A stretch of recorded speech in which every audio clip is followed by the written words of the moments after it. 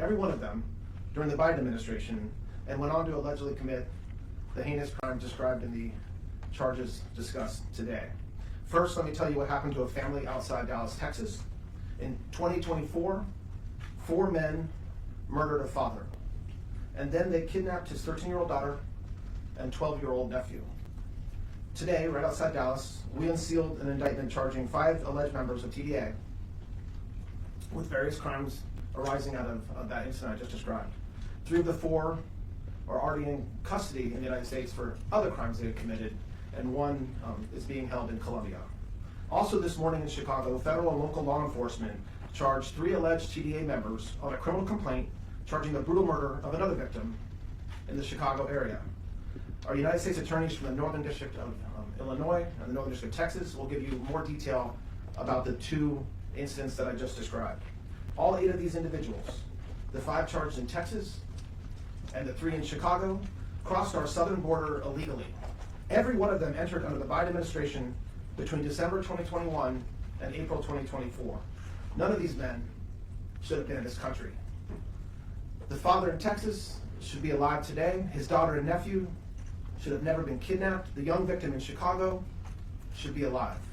These violent crimes and murders happened because under the Biden administration, open border policies left our borders wide open, and hundreds of suspected and now convicted TDA terrorists poured through those borders into our country. Now, President Trump stopped this madness on January 20th of last year. That same day, President Trump designated TDA as a foreign terrorist organization. In the 18 months since January 20th, and President Trump did that, nearly 350 members and associates of TDA have been charged and or convicted of horrific violent crime, murders, sex trafficking, kidnappings, along with weapons charges, drug trafficking, robbery, ATM jackpotting, and other widespread financial crimes. Law enforcement in this great nation have worked overtime to find these terrorists, build these cases, and bring them to justice. TDA members who entered under the previous administration should have never set foot on our shores. Much of the work that I just described today was carried out by Joint Task Force Vulcan, which we built to eradicate MS-13 and expanded to take on TDA. Also, the work has been done by our Homeland Security Task Forces, HSCF, established by President Trump to dismantle the cartels and transnational criminal organizations. This is very dangerous law enforcement work. It requires an all-government, all-law enforcement approach. Today, I'm joined by 2 of our United States attorneys from Texas and Illinois, and you'll hear the details from them in a moment about the two charging instruments that I just described. You'll also hear from our FBI director. For me, a special thanks to the men and women of the FBI, specifically today in the Dallas and Chicago field offices. This work is an interagency lift by a huge team that gets after it every day in combination with our state and local partners, and the results here and the details that you're about to be given will speak for themselves. I just want to highlight, since President Trump took office and let good cops be cops, what law enforcement has done collectively with our brave prosecutors at the Department of Justice and our Attorney General Blanche's leadership. We've arrested 29,000 violent gang members since President Trump was sworn in. We've disrupted and dismantled 2,700 gangs around the country. That is a 365% increase from the same time period into the last prior administration. We have seen specifically, as it relates to Tren de Aragua, a 519% increase in arrests.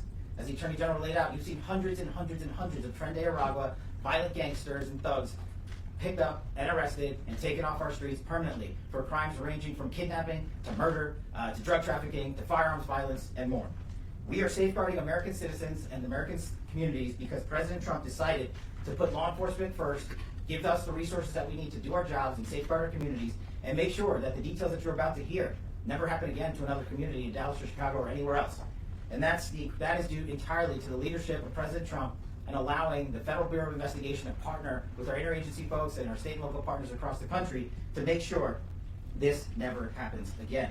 And the reach, as you will hear, of the long arm of the law, that is the United States Department of Justice and our partners, will go wherever we find any one of these gangbangers to be hiding. We will get them anywhere in the country, we will go overseas to get them, and as you just saw last month with our successful takedown of the ATM jackpotting scheme led by Tren de Aragua, we will go overseas and get the highest ranking members of Tren de Aragua and bring them here to jail.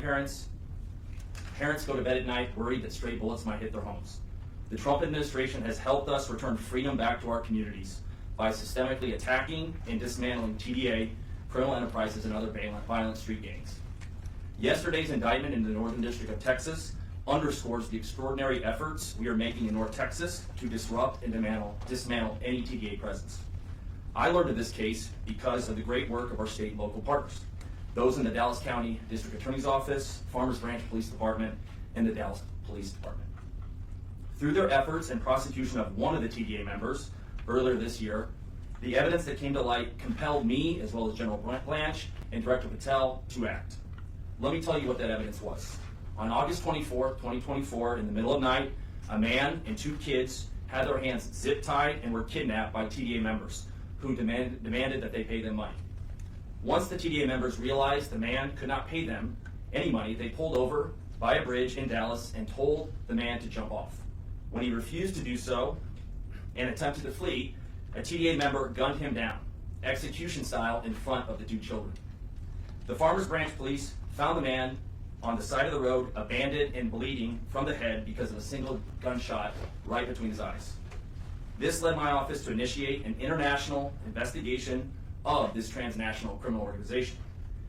I immediately